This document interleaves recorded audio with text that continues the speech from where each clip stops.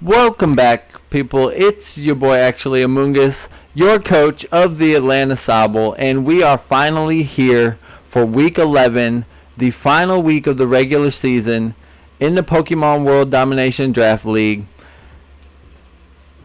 And we're trying to clutch it up and get that number one seed, that first round bye in the playoffs. Your Atlanta Sobble have done, of course, tremendous throughout the season, no matter which way this battle goes. But with that being said, we are going up against an extremely tough opponent in Coach Sosa and the LA Infernapes, one of the other top running coaches and teams in the league. However, they are sitting at 3 losses. We're sitting at 2 coming into this battle. So we just got to hang on, win this one, and we will secure the number one seed with no question. If Sosa happens to win, it'll come down to differential, this and that, depends on how it goes. But anyways, getting into the battle, I did tons of testing. Shout out to my good friends, Arts, Shiny Shuriken, all my testing buddies throughout the season as well, and everybody who's rooted for me. So, I kind of had a pretty good idea that I was going to lead Claydol coming into this battle. It's really just a support suicide lead set anyway. It's not a whole lot that it can do as far as progressing the game plan. So you're going to see I'm going to lead Claydol here. It's got a light clay as the item because it's screens as well as stealth rocks, and then I just threw explosion on it for the 4th move so that it wouldn't get stuck out against certain walls on his team, like Slowbro or something else maybe that could just wall up on it and stop it, waste a bunch of turns to turn it into setup fodder. It would at least be able to explode and get out of the battlefield. So yeah, he actually led in a way that I had seen in scrims a couple of times. Like I said, I tested a lot in a lot of different configurations against this team. I knew that if he led Rotom, that it would probably be because it was scarfed due to the speed tiers on the team. And I had the choice. I could have switched to Miltank there, but I didn't want to risk any damage on my Miltank, and I just felt like I would go for the Stealth Rocks, and if he did trick me a Choice Scarf, which he ended up doing, then I could switch out at that point. And honestly, if Claydol doesn't do anything else for the rest of the battle, that is fine by me. So it's at this point that we end up going out to our Miltank. He can Volt Switch for possibly 30-40%, but for the most part this is a decent matchup, and with me putting up the hazards, he's going to then go for the Defog, which I'm totally fine with because it gives me the free switch in.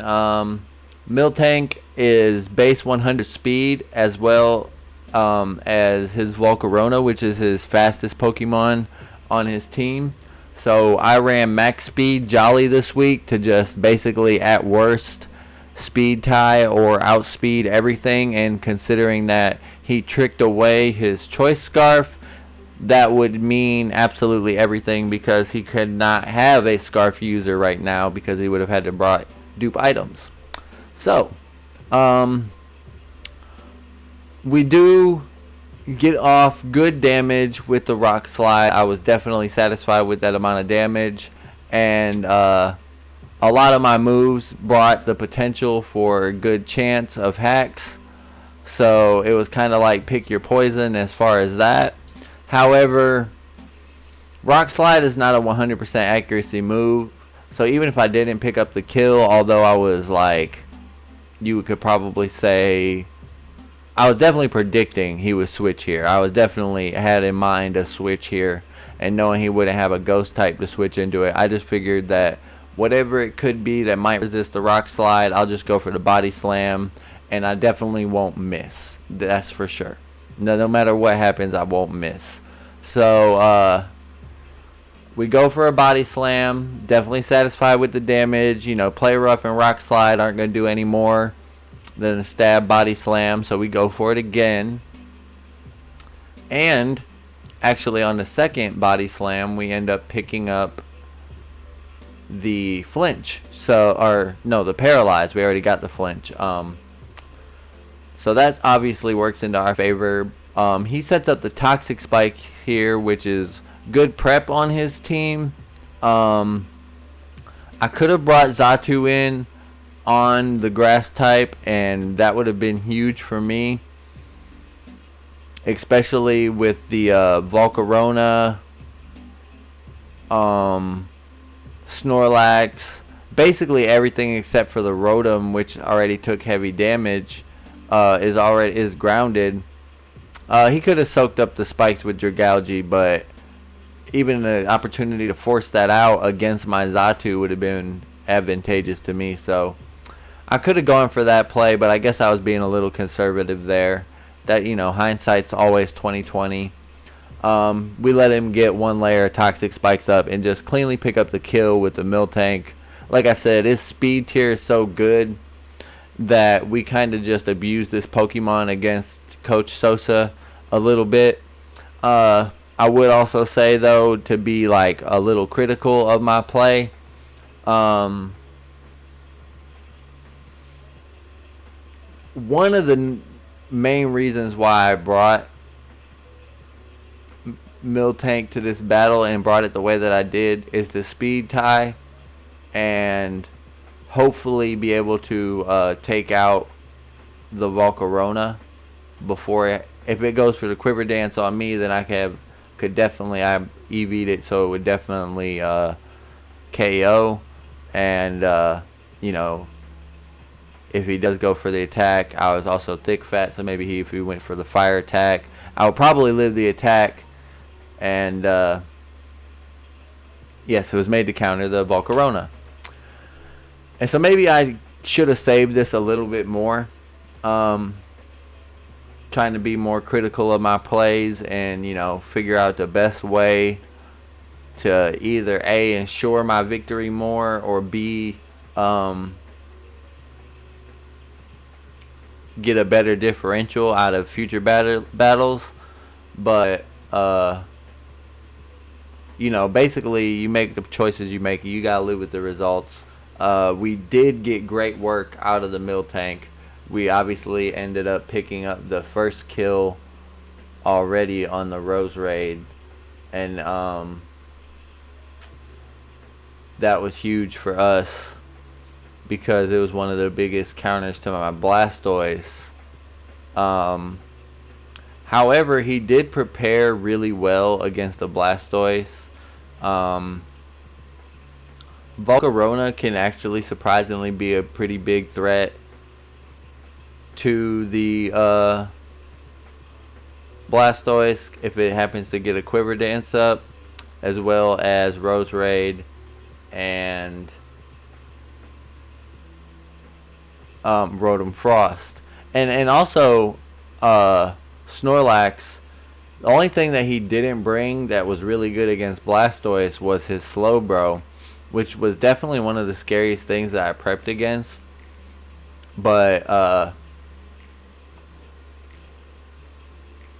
I like the team that Coach Sosa ended up bringing anyway, so I'm definitely not questioning any of his decisions. Actually, I can't wait to see the prep part of his video as usual. You know, I look forward to that.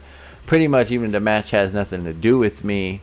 I look forward to seeing what the other coaches do, but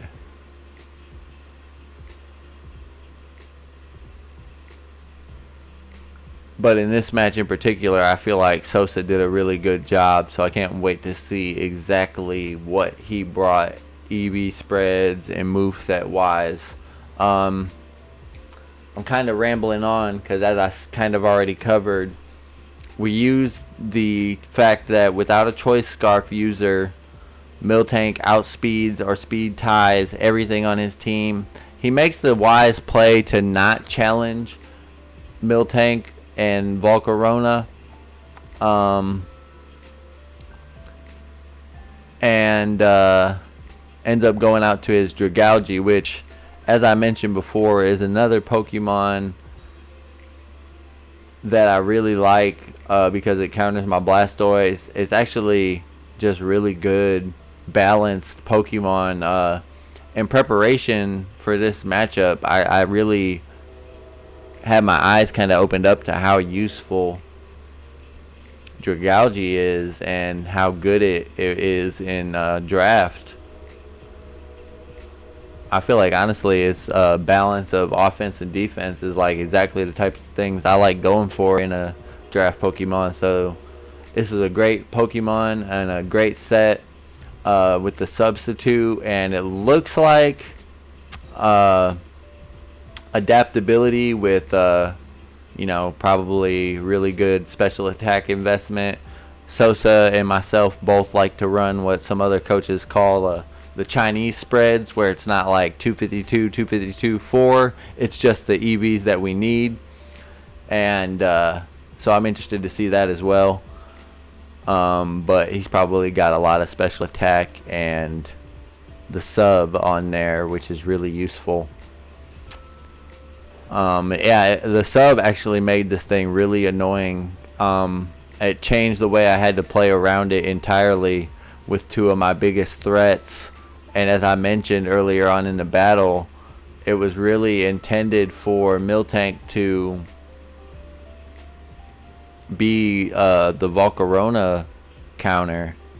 And here you're going to see me switch it into the one layer of Toxic Spikes, get it poisoned, take considerable damage because this has got better defense than special defense.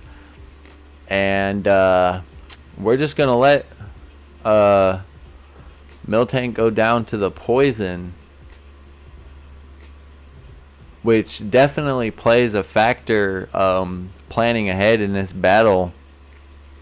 It's a big deal because the Volcarona is still there, still untouched, and my Stealth Rocks are gone. They've been removed by Rotom. If I do happen to get them back up at this point in the battle, they're safe to stay because the Rotom is gone and the Claydol is not, but the Claydol is neutered by the Choice Scarf at this point. So expecting him to sub back up again. We're just going to go to the Blastoise, knowing it was going to get poisoned and all that other thing, knowing that this thing has Thunderbolt, that it can bring its coverage. All those things considered, we just hoped that he would expect me to Shell Smash as I usually do, and I fire off the Ice Beam instead, break the sub that he sets up. Wait, no, I'm faster. So do big damage, have him set up a sub, then we'll break the sub and take out the Dragalge. Basically, just instead of setting up, just fire off damage to turn his substitute strat kind of into a liability. He's saving himself from the 2-hit KO here, but probably did not want to take that damage overall and go to that low of health. So, because especially with his typing and its bulk, Dragalge could have been a really threatening Dynamax option. Obviously it's not going to be the Dynamax option, just like my Blastoise is not going to be mine. But as I said, we're going to break the sub and pick up the kill here, right? This is where we pick it up. He don't switch out, does he? No, wait, he might. Sorry. I think he does switch out now that I try to remember. And if not, just excuse me.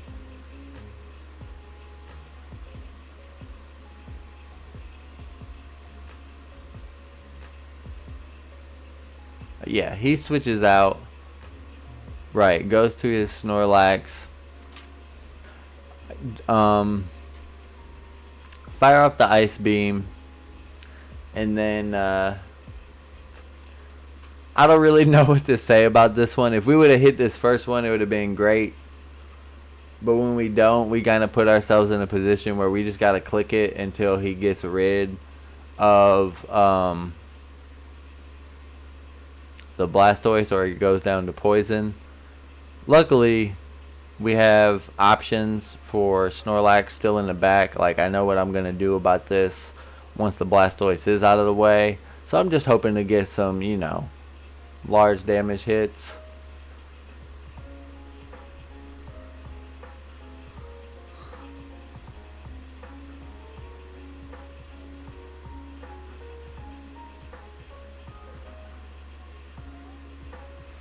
He's going to go for the Belly Drum, which was the set that I expected him to run.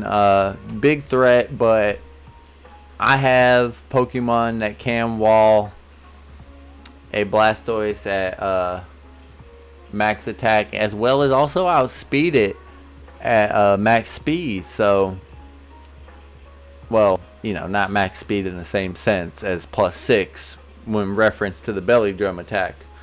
But I'm talking about, max EVs and Jolly, I can outspeed. I digress. He's going to go for the Belly Drum. I'm going to still attempt to fire off Focus Blast. And when he Dynamaxes, we'll eventually finally hit one. Gotta say, I was told by my friends in prep not to run this move. But I was really, I was hoping RNG be a little bit more in my favor. And plus I was playing it. I say this a lot. We had one friend in PWD Season 1 always said that luck was a part of skill. And I would agree in a sense.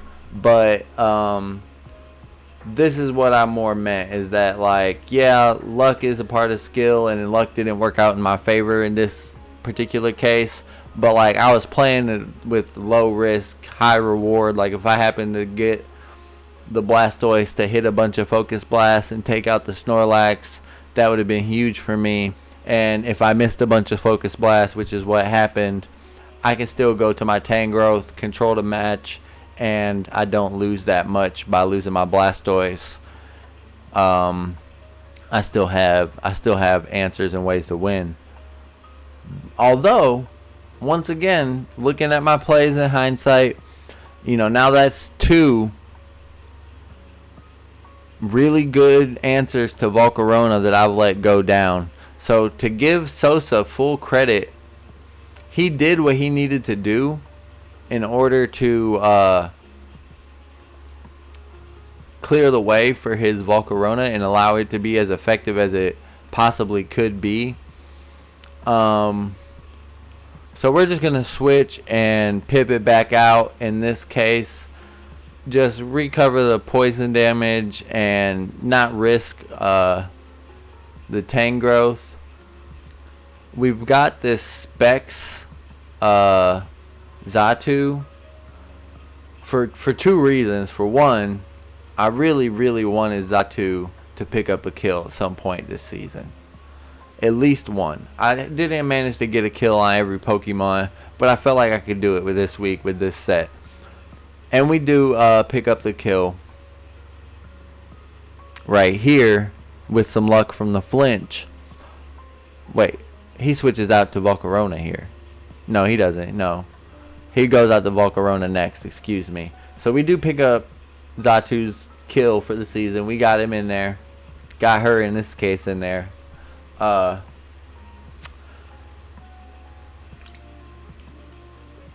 But also, it's got a great speed matchup and typing matchup against the rest of his team. So, I just figured I could spam moves and work with what I have left after that. Also keep in mind that we are on a 20-minute timer. And I am aware that it is getting kind of close to the end of that. As I was recording the video, I had made a little mental note of when the battle started on my recording timer. So I knew as I was waiting for him to switch into a Pokemon, I was like, the 3-minute timer is going to come up anytime now. And it did. So we're going to go for another air slash. A second flinch would have definitely been huge here. Probably game-breaking huge. But irregardless, the damage is enough where we're satisfied with Zatu's work this battle. He's going to get the Quiver Dance off, like I said, and then go for Bug Buzz. So we're just going to let Zatu go down here. Click the air slash in case maybe he makes some mistake. But that's highly unlikely. It's a very easy play to make. So he also caught me hovering over the Dynamax button because I was thinking, man, if I had Dynamaxed that last turn and airstreamed, I'd be set against his or I'd be able to get set. I don't know, maybe I wouldn't be able to survive the Bug Buzz even Dynamaxed because I built my Zatu frail. So I'm probably glad I didn't risk it in the end. Also, with the amount of damage that I got in, as I had said, we're cool. We're fine. We're satisfied enough to go out to this and Swords Dance. It's Focus Sash, so we don't have to worry about whatever he does here, and then we can go for the priority move. We do have to fear and respect the burn, but the 60-second timer also comes up, so I kind of play a little bit recklessly these last couple turns, I'm not gonna lie. I had my 8-year-old son in the room with me, and he was just screaming at me at how quick I was picking my moves during this part of the battle, especially on the very last turn, which is after this. I'm gonna go for the Shadow Sneak here. My opponent is gonna go for the Scrafty, and like knowing the way I speed, I made it so I would never get outsped by a Scrafty unless it was Scarfed. And I know that he doesn't have a Scarf because he gave it to my Claydol. And I just clicked the priority move because I had 5 seconds and I was like kind of panicking and picked a move. But I just wanted to pick a move. I should have went for the Sacred Sword there. It would have probably O-code. It definitely would have been better. And I don't know if I give him one more kill or not, but either way, both of his Pokemon are highly weakened at this point. Dragalge is in the red health, almost dead, and with just a couple more HP down. Scrafty would the same. So we do cleanly pick up the HP victory. Like, it's not that close as far as the HP goes. Although, you know, admittedly, while Tangrowth's a great defensive wall, Claydol was basically useless. Maybe could have exploded and took out one of the 2 Pokemon at the end, you know, probably the Dragalge, and then allowed Tangrowth to get a Regenerator heal. But, like, all I'm saying is, you know, great battle by Sosa because that was so close up until the very end. Thrilling match that, I mean, I kind of coast in the playoffs a little bit with the 2-2 timer win. But, you know, like I said, it was a clean HP win. I had tons more HP than his last 2 remaining Pokemon. I just wanted to give full credit to Sosa in the ways that he could have played the rest of that battle. And with that being said, I'm signing off. No battle next week because we got the first round bye. But we'll be seeing you for playoff action as the Atlanta Sobbles attempt to win the championship in the PWD Season 2. I want to get this video up before Max starts streaming, and I know everybody's waiting to see it. So until then, peace.